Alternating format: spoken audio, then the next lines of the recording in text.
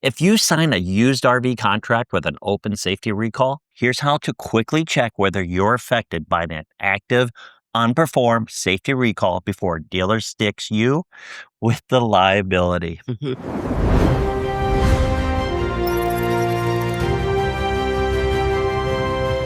federal law, dealers face massive penalties if they deliver a new RV with an active recall.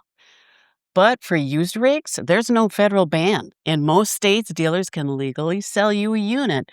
When you sign that stack of papers, hidden language inside the fine print legally shifts the entire safety fallout right onto your shoulders. It's a deliberate liability transfer. Step 1, locate the VIN. Before you negotiate or hand over a dollar, find the 17-character VIN. It's printed on the outside placard opposite the entry door or pasted inside an overhead cabinet door. And I want to say, too, if you own a Class A, there's actually two VINs. One for the chassis, which is probably made by like Ford or whoever, Chevy. And then the other one is actually for the house part of it, the RV part. Build. So you have to look for two VINs when you're doing a Class A. Okay, good point. Step 2, run the federal audit. Open your phone right there on the lot and plug that VIN directly into the NHTSA.gov website or the manufacturer's official recall portal. If it returns 0 active recalls, any past defect is officially documented as closed. Step 3, interpret the status. If it reads recall incomplete, that means the hazard is live.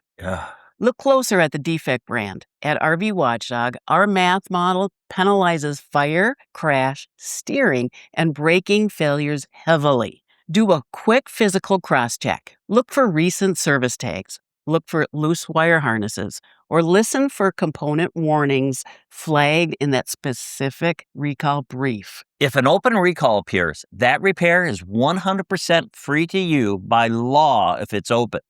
If you're buying the rig, force the dealer to write the exact NHTSA recall campaign number and binding completion date directly into the contract due bill. Do not sign until they do that.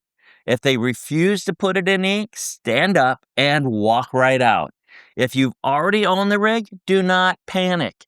Document your mileage, take photos of the affected component, contact an authorized service center immediately to demand a no-charge safety repair.